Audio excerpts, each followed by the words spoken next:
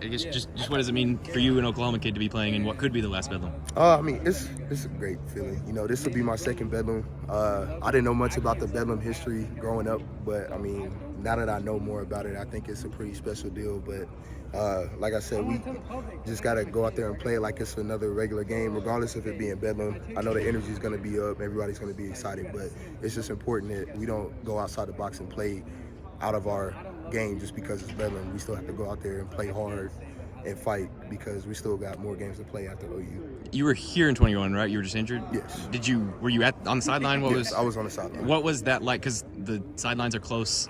It's a crazy atmosphere in there. Yeah, what was that like? It was super crazy. I don't think I've been in an environment like that since my freshman year in college. So it was very rowdy. That was probably my first sold out game I've ever been to. But I mean, the energy was high. Everybody was excited. I lost my voice that game from just yelling. So I mean, it was a cool deal, and like I expect that to be the same environment that I saw in 2021. What is it like for you guys as Ollie's teammates to be around him at a time like this, where national attention is starting to be on him? I mean, you know, we just keep encouraging him to go hard every single week. Like, we know what he's capable of, and we always see it at practice, so it doesn't surprise us when he does it in the game. But like I said, our offensive line starts up front with them, starts up front with us. We make them work hard, they make us work hard. We give each other great looks, so it's just important that he just continues to bring that energy every single week because, I mean, everybody knows what he's capable of. OU always has a pretty good offensive line. What are you expecting from that group? I mean, we know they're a physical offensive line, but, you know, we're a physical defensive line. And I feel like we can go out there and execute the way they were supposed to do, start fast, get them out of rhythm early, and just do the things that we're supposed to do. We've seen in the games Ollie take it 75 yards. Has he done anything in practice against you guys that you just think, what was that? I mean, yeah, he's done some great stuff in practice, and I mean, it's expected. Like, I mean, if somebody's great like that, they're gonna do great things. So, I mean, like I said, we just work each other. Iron sharpens iron. So everybody's just on one accord, and we're doing it every single day. Do you have one in particular, maybe, or is this maybe?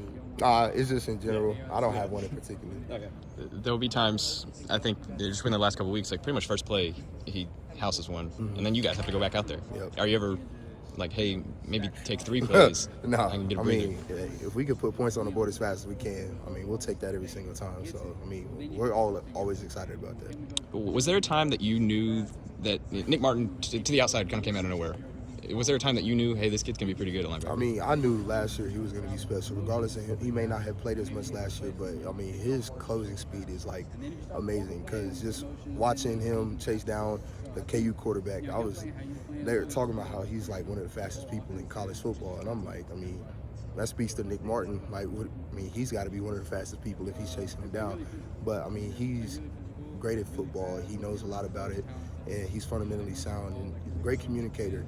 And he's a great person, so I mean, it didn't surprise me that he was going to go out and play like that. Most times people think middle linebackers, you mentioned communication, people think the quarterback of the defense and things like that. He seems more reserved, more quiet. What is he like as a human? He's definitely a laid-back human, but he is like probably one of the more funniest people on the team that I know.